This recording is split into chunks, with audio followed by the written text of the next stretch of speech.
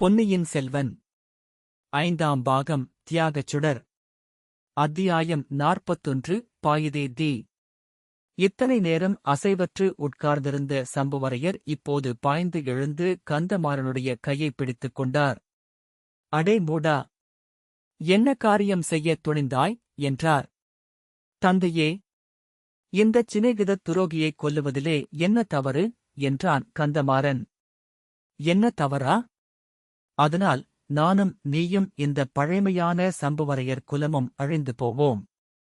இவனைக் கொன்றுவிட்டால் இளவரசரையும் இவனையும் சேர்த்துக் கொன்றுவிட்டதாக நம் பேரில் அல்லவோ பழி சுமத்துவார்கள். இது கூடவா உனக்குத் தெரியவில்லை? என்றார் தந்தை.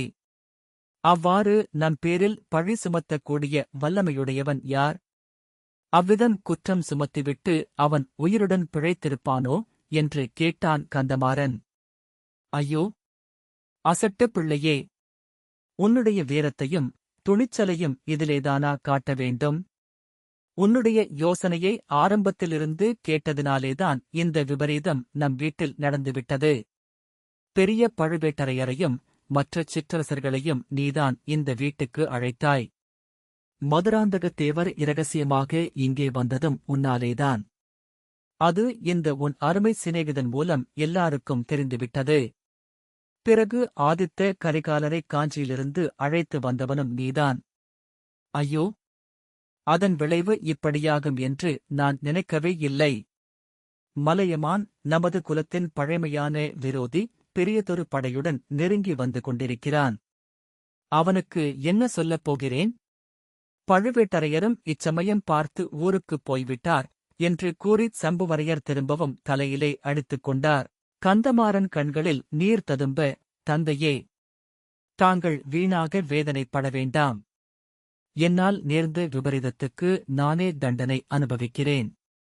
தாங்கள் என்ன கட்டளையிடுகிறீர்களோ அவ்விதம் செய்யக் காத்திருக்கிறேன் என்றான்.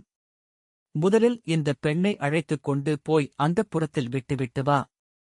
இவள் ஏதாவது உளறினால் வாயிலே துணியை அடைத்து கையையும் காலையும் கட்டிப் போட்டுவிட்டு வா. இல்லாவிட்டால் இரகசிய அறையில் போட்டு பூட்டிவிட்டு வா என்றார் சம்புவரையர். மணிமேகலை தன் அருமை தந்தை அப்போது கொண்டிருந்த ருத்ராகாரத்தை பார்த்துவிட்டு நடுநடுங்கினாள். வந்தியத்தேவனுக்கு இப்போது உடனே ஆபத்து ஒன்றுமில்லை என்பதையும் தெரிந்து கொண்டாள். தந்தையே, மன்னிக்க வேண்டும், தங்கள் கட்டளைப்படி நடந்து கொள்வேன். கந்தமாறன் என்னைத் தொட வேண்டாம். நானே இதோ தாய்மார்கள் இருக்கும் அந்தப் புறத்துக்குப் போய்விடுகிறேன் என்று சொல்லிவிட்டு விடுவிடு என்று அங்கிருந்து நடந்து சென்றாள். கந்தமாறனும் அவளைப் பின்தொடர்ந்து போனான். அவர்கள் சென்றவுடனே சம்புவரையர் தம்முடன் வந்திருந்த ஆட்களைப் பார்த்து, இவனை அந்தக் கட்டில் காலுடன் சேர்த்து இறுக்கிக் கட்டுங்கள் என்று உத்தரவிட்டார். அவ்விதமே ஆட்கள் வந்தியத்தேவனை நெருங்கி வந்தபோது அவன் அமைதியாக இருந்தான்.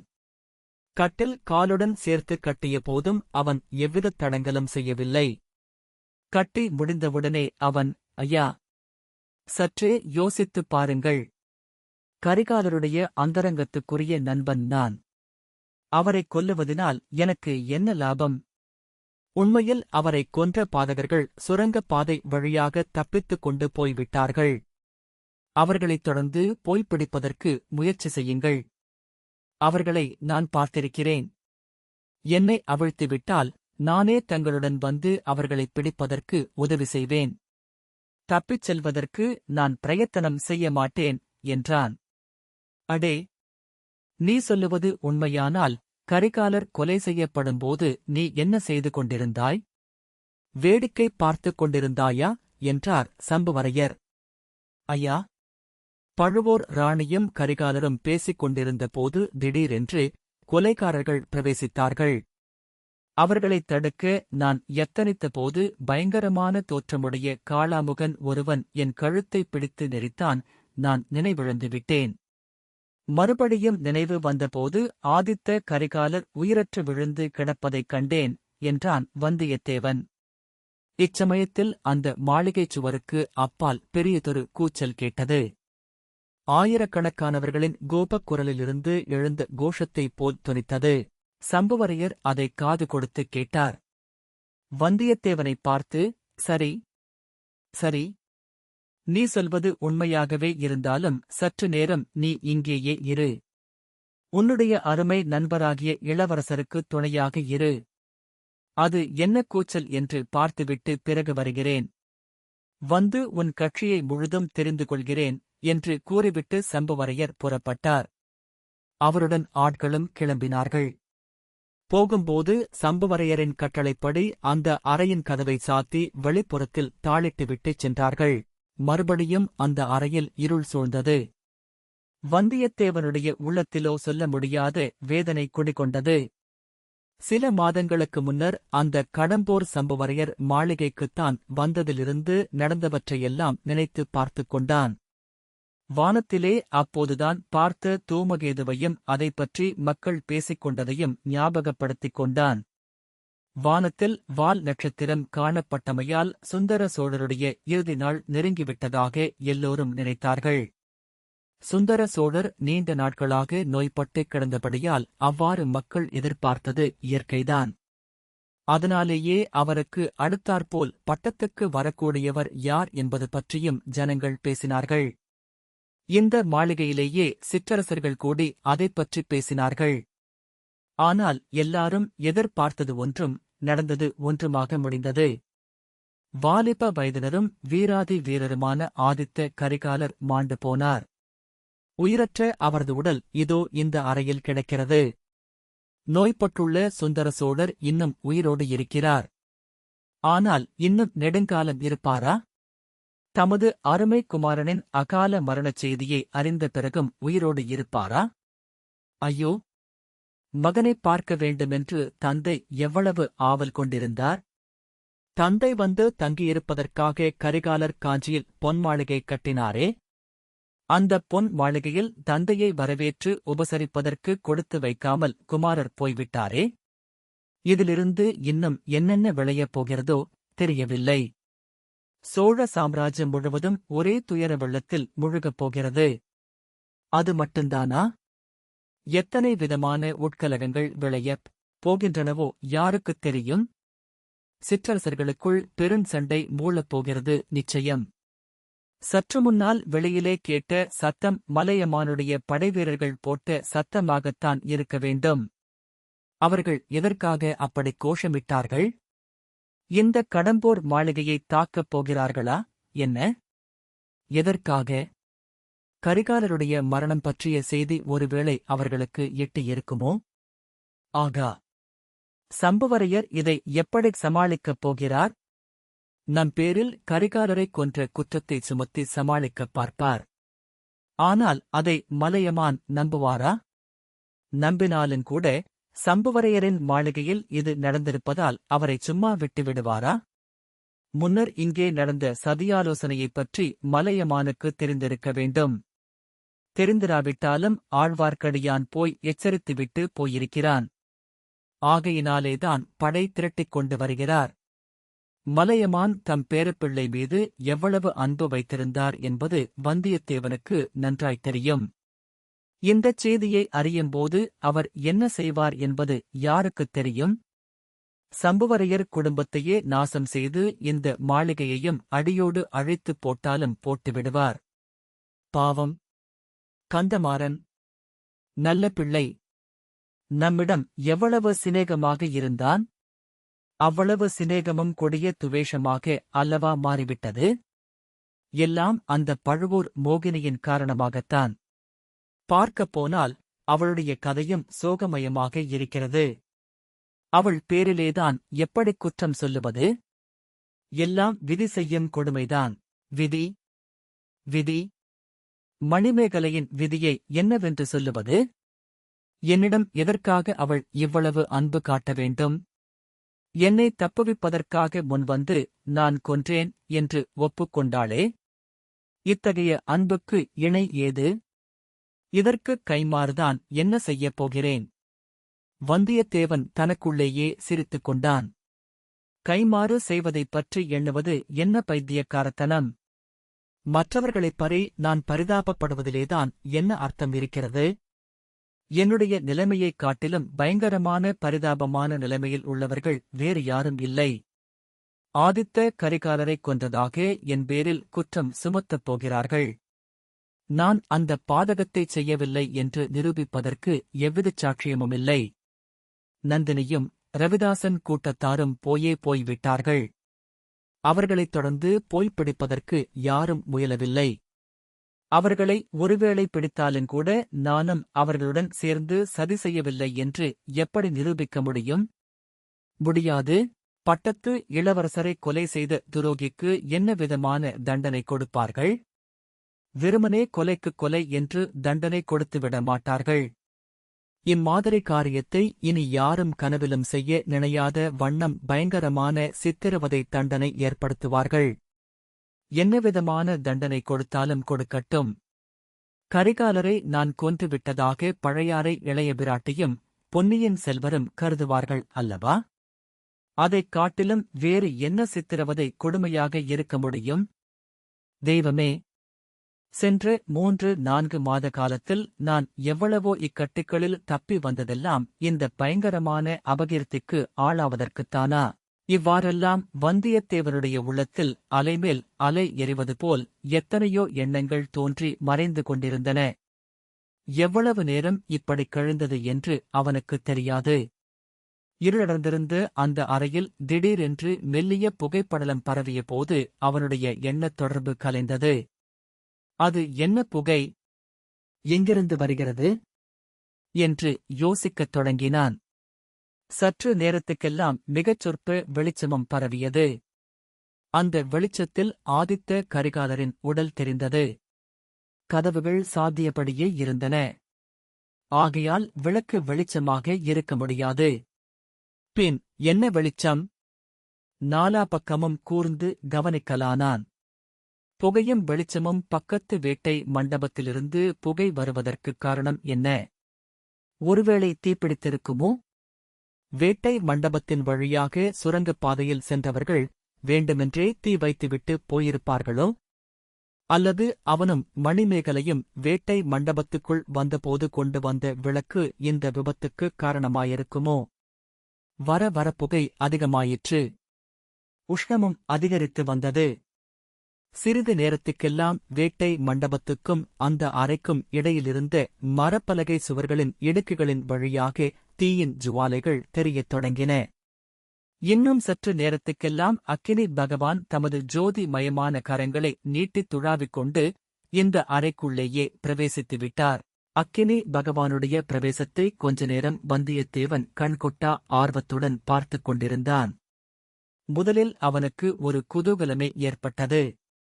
நம்முடைய கவலைகளையெல்லாம் அக்கினி பகவான் தீர்த்து வைத்துவிடப் போகிறார். ஆதித்த கரிகாலருக்கும் நமக்கும் ஒரே இடத்தில் தகனக்கிரியை நடந்துவிடப் போகிறது என்று எண்ணினான். ஆனால் இது சிறிது நேரம்தான் நிலைத்திருந்தது.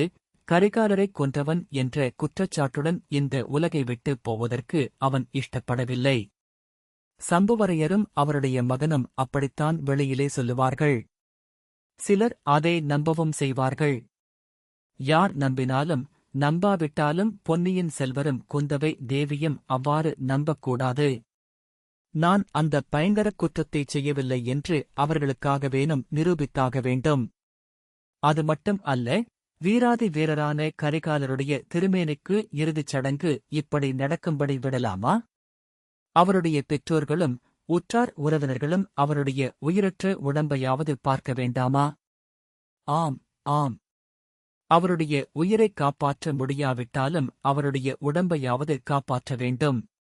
சக்கரவர்த்தி திருமகனுக்குரிய மரியாதைகளுடனே இறுதிச் சடங்குகளைச் செய்வதற்கு வழி தேட வேண்டும். அதுவரையில் வந்தியத்தேவன் தன்னை விடுவித்துக் கொள்ள பிரயத்தனம் செய்யவில்லை.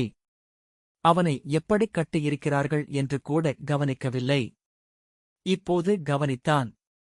முதலில் அவனுடைய முன்கைகள் இரண்டையும் சேர்த்துக் கட்டி அந்தக் கயிற்றைக் கொண்டே அவன் உடம்பு முழுவதையும் கட்டிலின் காலோடு சேர்த்துக் கட்டியிருந்தார்கள். குனியவோ நிமிரவோ முடியவில்லை. அவனுடைய பலம் முழுவதும் செலுத்திக் கைக்கட்டுக்களை இழுத்தும் பல்லினால் கடித்தும் அவிழ்த்துக் கொள்ளப் பார்த்தான், முடியவில்லை. அவ்வாறே உடம்பின் கட்டுக்களை திமிரி அவிழ்க்கப் பார்த்தான், அதுவும் முடியவில்லை. ஆனால் அப்படி உடம்பை திமிரிய போது கட்டில் அசைந்தது. உடனே ஒரு யோசனை தோன்றியது. கட்டிலை இழுத்துக் கொண்டு வேட்டை மண்டபத்தின் இரகசிய வாசலை நோக்கிச் சென்றான். அது அவ்வளவு எளிதாக இல்லை. அங்குலம் அங்குலமாக நகர வேண்டியிருந்தது. கட்டிலை இழுத்த போதெல்லாம் அவன் உடம்பின் கட்டுக்கள் இறுகி வேதனை உண்டாக்கின. ஆயினும் சகித்துக் கொண்டு சென்றான். வாசலை நெருங்கிய போது சாத்தியிருந்த கதவு இடுக்குகளின் வழியாக தீயின் ஜுவாலைகள் வந்து கொண்டிருந்தன. அந்த ஜுவாலைகளில் கையைக் கட்டியிருந்த கயிற்றுக் கத்தையை பிடித்தான். கயிற்றில் தீப்பிடித்தது. அதே சமயத்தில் அவனுடைய கைகள் மீதும் நெருப்பு ஜுவாலைகள் வீசி சகிக்க முடியாத வேதனையை உண்டாக்கின. ஆயினும் பொறுத்துக் கொண்டிருந்து நெருப்பு பிடித்து கைகட்டு அறுபட்டவுடனே உடம்பின் கட்டுக்களை அவசரமாக அவிழ்த்துக் கொண்டான். அவிழ்த்து முடிவதற்குள்ளே கட்டிலின் திரைச்சீலைகளிலே தீப்பிடித்துக் கொண்டது. அறையில் புகை சூழ்ந்தது. வந்தியத்தேவனுடைய உடம்பெல்லாம் பற்றி எரிவது போன்ற உணர்ச்சி உண்டாயிற்று. அவனுடைய கண்களில் முதலில் எரிச்சல் கண்டது. பின்னர் கண்ணீர் ததும்பிற்று. கண் பார்வையே மங்கத் தொடங்கியது. ஏது ஏது நானும் இளவரசோடு இங்கேயே மாண்டு எரிந்து போக வேண்டியதுதான். ஒரு விதத்தில் இதுவும் நல்லதுதானே. இளவரசரைக் காப்பாற்றத்தான் முடியவில்லை. அவரோடு சாகும் பேராவது எனக்கு கிடைக்கும். சீச்சி, இது என்ன யோசனை? நான் இறப்பது பற்றி கவலையில்லை. இளவரசருடைய உடல் இங்கு எரிந்து சாம்பலானால் எனக்கு அழியாத பழி அல்லவா ஏற்படும். என்னை அறிந்தவர்கள் என்னுடைய நினைவு வரும் போதெல்லாம் என்னை சபிப்பார்களே. அத்தகைய பழிக்கு இடங்கொடுத்து நான் ஏன் சாக வேண்டும்? இளவரசரின் உடலை எப்படியேனும் வெளியே எடுத்துச் செல்வேன். அவருடைய பாட்டன் மலையமானிடம் ஒப்புவிப்பேன். இளவரசரை நான் கொல்லவில்லை என்றும் கொன்றவர்களை கண்டுபிடித்து கொடுப்பேனென்றும் உறுதி கூறுவேன். அவ்வாறு ஒப்புக்கொண்ட காரியத்தை செய்து முடித்த பிறகு நான் இறந்தால் பாதகம் இல்லை. அதுவரையில் எப்படியாவது இந்த உயிரை வைத்துக் கொண்டிருக்க வேண்டும். வந்தியத்தேவன் இப்போது கட்டுக்கள் அனைத்தையும் அவிழ்த்துக் கொண்டு விடுதலை பெற்றான். ஆனால் இது என்ன? கட்டில் தீப்பிடித்து எரிகிறதே. வெப்பம் தாங்க முடியவில்லையே. கண்களைத் திறக்கவே முடியவில்லையே. திறந்தாலும் புகை மண்டிக் கிடப்பதால் ஒன்றுமே தெரியவில்லையே. ஆயினும் இளவரசரின் உடலை கண்டுபிடித்துதான் ஆக வேண்டும். வந்தியத்தேவன் தரையில் உட்கார்ந்த வண்ணம் பரபரப்புடன் கையை நீட்டி துளாவிக் கொண்டு அங்குமிங்கும் அவசரமாக நகர்ந்து தேடினான். தேடிய நேரம் சில நிமிஷந்தான் இருக்கும். ஆனால் பல யுகங்களைப் போல் அவனுக்குத் தோன்றியது. கடைசியாக இளவரசரின் உடம்பு அவனுடைய கைகளுக்கு தட்டப்பட்டது. அந்த உடம்பை தூக்கி எடுத்து தோளின் மேல் போட்டுக் கொண்டான். அப்போதுதான் வெளியே போவது எப்படி என்ற யோசனை உண்டாயிற்று. வேட்டை மண்டபத்துக்குள் போவது இயலாத காரியம். ஆகா, அங்கே எத்தனையோ காலமாக சம்புவரையர்கள் சேகரித்து வைத்திருந்த மிருகங்களெல்லாம் இதற்குள் எரிந்து சாம்பலாகப் போயிருக்கும். அந்த அறையிலிருந்து சாதாரணமாக எல்லோரும் வெளியே போவதற்குரிய பிரதான வாசலை அடைந்தான். ஒரு கையினால் கதவை இடித்துப் பார்த்தான், காலினால் உதைத்துப் பார்த்தான், உடம்பினால் கதவின் பேரில் மோதிக்கொண்டும் பார்த்தான். தீ தீ கதவைத் திறவுங்கள் என்று சத்தம் போட்டுப் பார்த்தான். ஒன்றும் பயன்படவில்லை. சீச்சி, என்ன அறிவீனம்? யாழ் களஞ்சியத்தின் வழியாகத்தான் ஏறிப்போக வேண்டும். ஐயோ, அதற்குள் அதிலேயும் தீப்பிடிக்காமல் இருக்க வேண்டுமே. இத்தனை நேரம் வீண் பொழுது போக்கிவிட்டோமே. இப்போது அந்த அறை நல்ல பிரகாசமாக இருந்தது. ஆனால் அந்த பிரகாசம் பயன்படாதபடி புகை மண்டிக் கிடந்தது. கண்ணை திறந்து பார்க்கவே முடியவில்லை. கஷ்டத்துடன் பார்த்தாலும் திக்கு திசை தெரியவில்லை. யாழ்களஞ்சியம் இருக்குமிடத்தை உத்தேசமாக குறிவைத்துக் கொண்டு வந்தியத்தேவன் ஓடினான். வழியில் காலில் ஏதோ தட்டுப்பட்டது. அது டனார் என்ற ஒலியை உண்டாக்கியது. ஆகா, அது எனக்கு நினைவு வந்தபோது பக்கத்தில் கிடந்து கைக்கு அகப்பட்டு திருகுமடல் உள்ள கத்தியாகவே இருக்க வேண்டும். அந்த கத்தியில் ஏதோ ஒரு மர்மம் இருக்கிறது. அதை எடுத்துக் கொள்ளலாம். வழியில் யாராவது குறுக்கிட்டு தடுத்தால் ஒருவேளை அந்தக் கத்தி உபயோகப்பட்டாலும் படும். இவ்விதம் எண்ணி அந்தக் கத்தியை குனிந்து எடுத்தான். அப்போது எரிந்த கட்டிலிருந்து தெறித்து வந்த ஜுவாலைத் தணல் ஒன்று அவன் தோள் மீது விழுந்தது. அதைத் தட்டி அப்பால் எறிந்துவிட்டு ஓடிப்போய் யாழ்களஞ்சியத்தை அடைந்தான். இவ்வளவு நேரமும் அவன் தோள் மீது சாத்தியிருந்த கரிகாலருடைய தேகத்தை அவனுடைய ஒரு கை இறுக்கிப் பிடித்துக் கொண்டிருந்தது. ஆனால் அவ்விதம் தோள் மீது சாத்திக் கொண்டே களஞ்சியத்தின் படிகளில் ஏறுவது அசாத்தியம். மேலே கதவு வேறு சாத்தியிருந்தது. எனவே கரிகாலருடைய தேகத்தை கீழே நிறுத்தி வைத்துவிட்டு ஏறி மேலேயுள்ள கதவைத் திறந்தான். பாதிக் களஞ்சியத்தில் நின்று கொண்டு குனிந்து எடுத்தான். தெய்வமே! அதற்குள் தீ அக்களஞ்சியத்துக்கும் வந்துவிட்டதே! இன்னும் சில நிமிஷம் தாமதித்திருந்தால் இந்த வழியும் இல்லாமல் போயிருக்கும். வந்தியத்தேவன் மேல் மச்சில் கரிகாலருடைய உடலை தூக்கிப் போட்டுவிட்டு தானும் ஏறி வந்து சேர்ந்தபோது பாதிபிராணன் போனவனாக இருந்தான். இத்தனை நேரம் நெருப்பிலும் புகையிலும் வெந்து கொண்டிருந்தவன் மீது இப்போது குளிர்ந்த காற்று வீசிற்று. சிறிது நேரம் அங்கேயே கிடந்து இளைப்பாறலாமா என்று யோசித்தான். கூடாது, கூடாது. ஒரு நிமிஷங்கூட தாமதிக்கக் கூடாது. தீப்பிடித்த அக்கட்டடம் எப்போது இடிந்து விழும் என்று யார் கண்டது? மறுபடியும் கரிகாலருடைய உடலை எடுத்து தோளில் போட்டுக்கொண்டு மேல்மச்சு வழியாகவே விரைந்து சென்றான். முன்னொரு தடவை போனது போலவே மாடக்கூடங்களைக் கடந்து சென்றான். ஆனால் முன்னே அவன் தனியாகப் போனபடியால் மாளிகை மச்சிலிருந்து கீழே இறங்கி நிலா முற்றத்தைக் கடந்து மதில் சுவர் மீது ஏறிக் குதித்துப் போவது சாத்தியமாயிருந்தது. இப்போது அது முடியுமா? அவன் மிகவும் களைத்து போயிருந்ததுமன்றி ஆதித்த கரிகாலருடைய தேகத்தையும் அல்லவா தூக்கிப் போக வேண்டியிருக்கிறது. அப்போது அம்மாளிகைக்கு வெளியே நாலா பக்கங்களில் இருந்தும் எழுந்த பெரும் ஆரவாரக் கூச்சல் மீது அவன் கவனம் சென்றது. ஆகா! இது என்ன? மலையமானுடைய வீரர்கள் கோட்டையைத் தாக்கத் தொடங்கிவிட்டார்கள் போலிருக்கிறதே. முன் வாசல் கதவைத் தாக்கித் தகர்க்கிறார்கள் போலிருக்கிறதே. மதில் சுவர் மீது வீரர் பலர் ஏறிக் குதிக்கிறார்களே. இளவரசர் கொலையுண்டார் என்ற செய்தியை அறிந்துதான் மலையமான் கடம்பூர் மாளிகையைத் தாக்கக் கட்டளையிட்டு விட்டாரா? அப்படியானால் கரிகாலருடைய உடலை தூக்கிக் கொண்டு வரும் என்னை பார்த்தால் அவ்வீரர்கள் என்ன செய்வார்கள்? ஏன், நான் தான் அவரைக் கொன்றதாக எண்ணிக்கொள்வார்கள். என்னைச் சின்னாபின்னம் செய்து போடுவார்கள். ஆகையால் நான் மிக ஜாக்கிரதையாக நடந்து கொள்ள வேண்டும். யார் கண்ணிலும் தென்படாமல் போக வேண்டும். மலையமான் இருக்குமிடத்தைக் கண்டுபிடித்து அவரிடம் அவருடைய பேரப்பிள்ளையின் திருமேனியை ஒப்படைத்துவிட வேண்டும். அதற்குப் பிறகு நடப்பது நடந்துவிட்டுப் போகட்டும். பின்னர் வந்தியத்தேவன் மிக ஜாக்கிரதையாக மாடக்கூடங்களின் மறைவிலும் அவற்றின் நிழல் படர்ந்திருந்த இருளான இடங்களிலுமே பதுங்கி நடந்து சென்றான். கடைசியாக முதல் தடவை அங்கே வந்திருந்தபோது எவ்விடத்தில் நின்று கீழே நடந்த சிற்றரசர்களின் சதியாலோசனையை கவனித்தானோ அவ்விடத்துக்கு வந்து சேர்ந்தான்.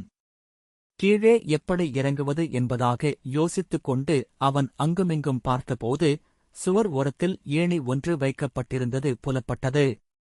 அது மட்டும் அல்ல, ஏணியின் பக்கத்தில் மனித உருவம் ஒன்றும் தெரிந்தது. அது யாராயிருக்கும்? ஏணியை வைத்துக்கொண்டு யாருக்காகக் காத்திருக்கிறான்? தான் அந்த ஏணி வழியாக கீழே இறங்கினால் என்ன நேரும்? என்ன நேர்ந்தாலும் சரிதான். அந்த ஏணியை உபயோகப்படுத்திக் கொண்டே தீர வேண்டும். நல்ல வேளையாக கையிலே கத்தி ஒன்று இருக்கிறது. எது நேர்ந்தாலும் பார்த்துக் கொள்ளலாம். இந்தச் சமயத்தில் முன் வாசலுக்கு அருகில் ஆரவாரம் அதிகமாயிற்று. அது என்னவென்று தெரிந்து கொள்வதற்காகவோ என்னவோ ஏணிக்கு அருகில் நின்ற மனிதன் சற்று அப்பால் போனான். ரொம்ப நல்லதாய்ப் போயிற்று என்று எண்ணி வந்தியத்தேவன் ஏணி வழியாக விரைந்து கீழே இறங்கினான். அவன் கீழே இறங்கி தரையில் காலை வைத்ததற்கும் போன மனிதன் திரும்பி வருவதற்கும் சரியாயிருந்தது. சாமி, இவ்வளவு நேரம் பண்ணிவிட்டீர்கள் என்று அம்மனிதன் கேட்டதும் அவன் இடும்பன்காரி என்பதை வந்தியத்தேவன் தெரிந்து கொண்டான். அதே கணத்தில் இடும்பன்காரி யாரை எதிர்பார்த்து அங்கே காத்துக் கொண்டிருந்தான் என்பதையும் ஒருவாறு ஊகித்துக் கொண்டான். இடும்பன்காரி அவன் அருகில் வந்ததும் வியப்புடன், அடே, நீயா? யாரை தோளில் போட்டுக் கொண்டு வருகிறாய் என்று கேட்டான். ஆம் அப்பா, நான்தான். காளாமுகச் சாமியாரின் சீடன். ரணபத்திரகாளின் பலியுடனே என்னை முன்னால் அனுப்பினார். அவர் பின்னால் வருகிறார். உன்னை இங்கேயே ஏணியுடன் இருக்கச் சொன்னார். இதோ பார். இக்கத்தியை உனக்கு அடையாளங் காட்டச் சொன்னார் என்று வந்தியத்தேவன் கூறி திருகு கத்தியைக் காட்டினான். இடும்பன்காரி சிறிது சந்தேகத்துடனேயே, இத்தனை நாளாக நீ எனக்குச் சொல்லவில்லையே? போனால் போகட்டும். சாமியார் இவ்வளவு நேரம் பண்ணுகிறாரே, எப்படி இங்கிருந்து வெளியே போகப் போகிறோம்? திருக்கோவலூர் வீரர்கள் மாளிகையைச் சூழ்ந்து கொண்டு உள்ளே வரவும் தொடங்கிவிட்டார்களே என்றான். அதனால் என்ன? கூட்டம் அதிகமானால் நாம் தப்பிச் செல்வது சுலபம். அதெல்லாம் பெரிய சாமியாருக்குச் சொல்லித் தர வேண்டுமா? அவர் எப்படியோ வழி கண்டுபிடிப்பார். நீ இங்கேயே அவர் வரும் வரையில் காத்திரு. நான் போய் நந்தவனத்தில் இருப்பதாகச் சொல்லு என்றான் வந்தியத்தேவன். இடும்பன்காரியின் மறுமொழிக்குக் காத்திராமல் விடுவிடுவென்று மேலே நடந்தான். இடும்பன்காரியின் கண்ணோட்டத்திலிருந்து மறைந்ததும் அந்த மாளிகையின் முன்வாசல் கோபுரத்தை நோக்கி நடந்தான்.